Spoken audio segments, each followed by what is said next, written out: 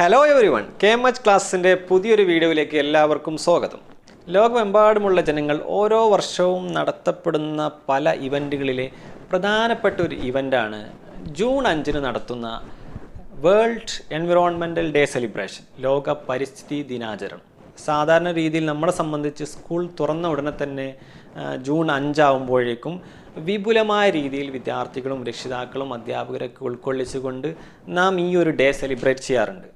പക്ഷേ നിർഭാഗ്യവശാൽ ഈ കോവിഡ് പാൻഡമിക്കിൽ നമുക്ക് കഴിഞ്ഞ വർഷം അത് ആഘോഷിക്കാൻ പറ്റിയില്ല. ഈ വർഷവും സ്കൂളിലെത്തിയിട്ട് അത് സെലിബ്രേറ്റ് ചെയ്യാനുള്ള ഒരു ഭാഗ്യം അല്ലെങ്കിൽ ഒരു സാഹചര്യം നമുക്കുണ്ടായില്ല. നമുക്ക് വരദാനമായി കിട്ടിയ നമ്മുടെ ഈ പ്രകൃതി, നമ്മുടെ ഭൂമി, നാം തന്നെ നശിപ്പിച്ചു കൊണ്ടിരിക്കുന്ന നമ്മുടെ ഈ ഭൂമി നമ്മൾ തന്നെ റീകവർ ചെയ്തെടുക്കേണ്ടതുണ്ട്, നമ്മൾ തന്നെ സംരക്ഷിക്കേണ്ടതുണ്ട്. അപ്പോൾ ഈ ഒരു ഉദ്ദേശമാണ് ഓരോ വർഷവും ജൂൺ 5 വേൾഡ് എൻവിറോൺമെൻറ്റൽ ഡേ ആയി സെലിബ്രേറ്റ് ചെയ്യപ്പെടാൻ കാരണം. അപ്പോൾ ഓരോ വർഷവും ഓരോ തീം ബേസ് ചെയ്തിട്ടാണ് ഈ സെലിബ്രേഷനുമായി ബന്ധപ്പെട്ട പ്രവർത്തനങ്ങൾ നടക്കാറുള്ളത്. യുണൈറ്റഡ് നാഷൻസ് ഓർഗനൈസേഷൻ അഥവാ UNO ആണ് ഇതിൻ്റെ തീം ഡിസൈഡ് ചെയ്യുന്നത്. 1972 ജൂൺ 5-6 ദിവസങ്ങളിലായി സ്റ്റോക്ക്ഹോമിൽ വെച്ച് നടന്ന UN ജനറൽ അസംബ്ലിയിലാണ് ഓരോ വർഷവും ഇങ്ങനെ ഒരു ഡേ നമ്മുടെ ഭൂമിക്ക് വേണ്ടി സെലിബ്രേറ്റ് ചെയ്യണം എന്നുള്ള ഒരു തീരുമാനം ആദ്യമായിട്ടുണ്ടായത്. 2 വർഷം കഴിഞ്ഞ് 1974 ആദ്യമായിട്ട് ജൂൺ 5 ലോക പരിസ്ഥിതി ദിനമായി ആചരിച്ചു വരുന്നത് 1974. അന്നത്തെ ഇതിൻ്റെ പ്രധാനപ്പെട്ട സ്ലോഗൻ ഓൺലി വൺ എർത്ത് എന്നുള്ളതായിരുന്നു. അങ്ങനെ 1984 മുതൽ ഇതിൻ്റെ പ്രവർത്തനങ്ങൾ ലീഡ് ചെയ്യാൻ വേണ്ടി, ഇതിൻ്റെ പ്രവർത്തനങ്ങൾ ചുക്കാൻ പിടിക്കാൻ വേണ്ടി ഒരു ഹോസ്റ്റ് കൺട്രിയെ തിരഞ്ഞെടുക്കാൻ തുടങ്ങി. അപ്പോൾ നമ്മുടെ 2021 ഇതിൻ്റെ തീം എക്കോസിസ്റ്റം റീസ്റ്റോറേഷൻ, നമ്മുടെ ആവാസ വ്യവസ്ഥ തിരിച്ചെടുക്കുക എന്നുള്ളതാണ്, തിരിച്ചു പിടിക്കുക എന്നുള്ളതാണ്. അപ്പോൾ ഇതിനെ ഹോസ്റ്റ് ചെയ്യുന്ന കൺട്രി പാകിസ്ഥാനാണ്.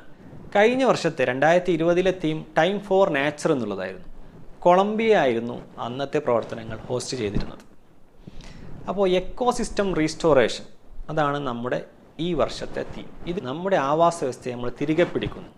അപ്പോൾ നാം തന്നെ നശിപ്പിച്ച നമ്മുടെ പ്രകൃതി, നമ്മുടെ ചുറ്റുപാടുമുള്ള ആവാസ വ്യവസ്ഥയെ നാം തന്നെ സംരക്ഷിക്കേണ്ടതും അത് പഴയ രീതിയിലേക്ക് തിരിച്ചു കൊണ്ടുവരേണ്ടതുണ്ട്.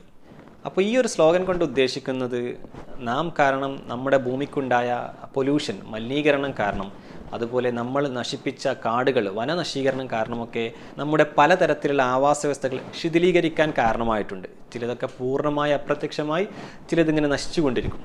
ഇതൊക്കെ നമ്മുടെ വരും തലമുറക്ക് വളരെയധികം പ്രത്യാഘാതങ്ങൾ ഉണ്ടാക്കും. അപ്പോൾ ഇതെല്ലാം വീണ്ടെടുക്കുക എന്നുള്ളതാണ് ഈ ഒരു വർഷത്തെ ഈ ഒരു സ്ലോഗൻ കൊണ്ട് ഉദ്ദേശിക്കുന്നത്. അപ്പോൾ നമുക്ക് എന്ത് ചെയ്യാൻ പറ്റുമെന്നുള്ളതാണ് അല്ലേ, നമ്മൾ വർഷാവർഷം സ്കൂളിൽ ചെയ്യുന്ന പല പ്രോഗ്രാമുകളുണ്ട് അല്ലെ, എല്ലാവരും ചെയ്യുന്നൊരു കാര്യമാണ് നമ്മൾ പുതിയ തൈകൾ, മരങ്ങൾ നട്ടുപിടിപ്പിക്കുന്നു എന്നുള്ളത്. പക്ഷേ അത് പിന്നീട് എത്രത്തോളം ആളുകൾ അത് ഫോളോ അപ്പ് ചെയ്യാറുണ്ട് എന്നുള്ളത് വേറെ കാര്യം. അതിനെ സംരക്ഷിക്കേണ്ടത് നമ്മുടെ ബാധ്യതയാണ്. മറ്റെന്തെല്ലാം കാര്യങ്ങൾ നമുക്ക് ചെയ്യാൻ പറ്റുമെന്നുള്ളതാണ്. നമുക്ക് സിമ്പിളായി ചെയ്യാൻ പറ്റുന്ന കുറേ കാര്യങ്ങളുണ്ട്. നമ്മുടെ ചുറ്റുപാടുകൾ മലിനമാവാതെ സംരക്ഷിക്കാം. നമ്മുടെ ജലം, നമ്മുടെ വായു മലിനമാവാതെ നമുക്ക് സംരക്ഷിക്കാം.